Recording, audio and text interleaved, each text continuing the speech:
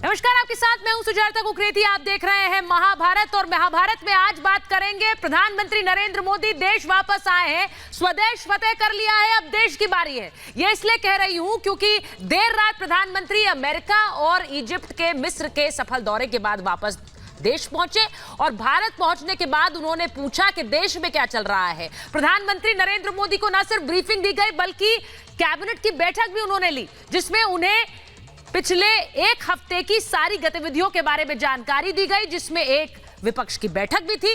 और इसीलिए आज महाभारत में पूछ रही हूं कि प्रधानमंत्री नरेंद्र मोदी एक सफल दौरे के बाद वापस आ गए हैं, अब क्या विपक्ष को किस तरह से घेरना है इसकी तैयारी भी शुरू हो गई है, क्योंकि आखिरकार लड़ाई 2024 की है। विपक्ष ने प्रधानमंत्री नरेंद्र मोदी के खिलाफ एक और दांव चला है और वो दांव है राष्ट्रवाद का। आज इसी पर कर रही हूं महाभारत। मोदी को राष्ट्रवाद पर टक्कर देने की तैयारी है, क्योंकि विपक्ष को लगता है कि राष्ट्रवाद के नाम पर ही प्रधानमंत्री नरेंद्र मोदी को घेरा जा सकता है। विपक्षी गठबंधन का एक नाम सुझाया गया, पीडीए। पीडीए का मतलब पेट्रियोटिक डेमोक्रेटिक अलायंस, यानी पटना में जो बैठक हुई उसमें पीडीए का दांव चला गया। पीडीए पेट्रियोटिक डेमोक्रेटिक अलायंस यानी राष्ट्रवाद का नाम देकर राष्ट्रवाद के जरिए नरेंद्र मोदी को टक्कर। पटना में प्रस्ताव दिया गया, हालांकि फाइनल नहीं हुआ है, लेकिन शिमला में इस पर चर्चा हो सकती है। आज आपको बता रही हूं मोदी का नाम राष्ट्रवाद का कैसे पर्याय बन चुका है, इसी पर चर्चा हुई। और इसीलिए पीएम मोदी जहां जाते हैं राष्ट्र सर्वोपरि रखते हैं, चाहे वो अमेरिका हो, मिस्र हो, वहां पर भी देश की बात करते हैं। 2014 के बाद से राष्ट्रवाद की भावना भी बढ़ी है। विपक्ष को लगता है कि इसी को काउंटर करने की जरूरत है। राष्ट्रवाद से बीजेपी को फायदा मिला है और उसे काउंटर करेगा विपक्ष। बीजेपी नेता राष्ट्रवाद का, देश का मुद्दा बार बार उठाते हैं और इसीलिए विपक्ष भी अब वही दांव चलना चाहता है। क्या पीडीए का दांव उसी की काट है? क्या पाकिस्तान पर स्ट्राइक 370 हटाने से बीजेपी को जो बढ़त मिली उसको उसी राष्ट्रवाद से काट देने की जरूरत है? ये क्या विपक्ष मानता है? इसी पर कर रही हूं आज की महाभारत। ये रिपोर्ट पहले देख लीजिए।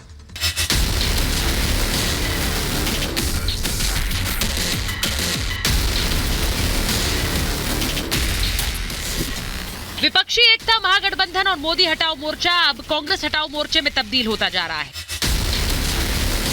मोदी के खिलाफ बन रहे महागठबंधन में कांग्रेस को हटाने के लिए एक और गठबंधन बन गया है, जिसके लिए क्या ममता बनर्जी और अरविंद केजरीवाल साथ आ गए।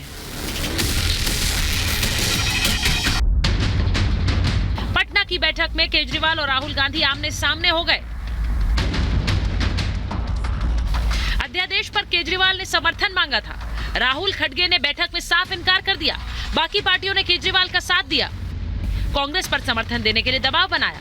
बैठक के दौरान अध्यादेश पर तीखी बहस भी हुई। राहुल ने आप का सपोर्ट करने से फिलहाल मना किया। नाराज केजरीवाल बैठक भी छोड़कर निकले।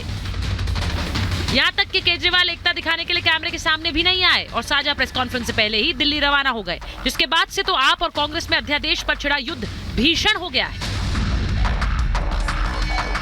अभी आपके पास सत्ता नहीं है, क्या आप अपने अहम में हैं? अगर आपके पास सत्ता आ जाएगी तो आपका अहम कहीं ज़्यादा ना बढ़ जाए। अपनी मोहब्बत की दुकान के अंदर दिखाना पड़ेगा कि आप मोहब्बत बेच रहे हैं। क्या ये कांग्रेस के साथ में समझौता करना चाहते हैं, कांग्रेस का समर्थन लेना चाहते हैं, या कांग्रेस को से दूरी बनाना चाहते हैं कि अरविंद केजरीवाल जी बीजेपी से मिले हुए हैं और जेल नहीं जाना चाहते? और टीएमसी दोनों ही कांग्रेस पर बीजेपी से साठगांठ का आरोप लगा रही हैं। केजरीवाल बंगाल जाकर ममता से मिले थे, उसके बाद से ही कांग्रेस पर हमले भी तेज हो गए। तो कांग्रेस कह रही है कि ये लोग विपक्षी एकता की पीठ में छुरा घोंपने में लगे। कांग्रेस अनेक राज्य चालिয়েছো, सीपीएम এর সবচেয়ে বড় দোষর আর বিজেপির বড় দোষর, আর পার্লামেন্টে আমাদের সাহায্য চাও, আমরা করব তাও বিজেপির বিরুদ্ধে, কিন্তু মনে রাখো বাংলায় সিপিএম এর সাথে ঘর করে আমাদের কাছে বাংলায় সাহায্য চাইতে আসবে না। विपक्ष जो अपना खौफ है, जो गुस्सा है, जो शिकायत है, उसमें मरहम लगाने के लिए ममता बनर्जी ये पुरजोर कोशिश में लगी हुई है। हमें ममता बनर्जी को बुलाया पर नहीं गए, हम लोग नीतीश कुमार जी बुलाया, इसलिए ममता बनर्जी से अगुवाई नहीं करते।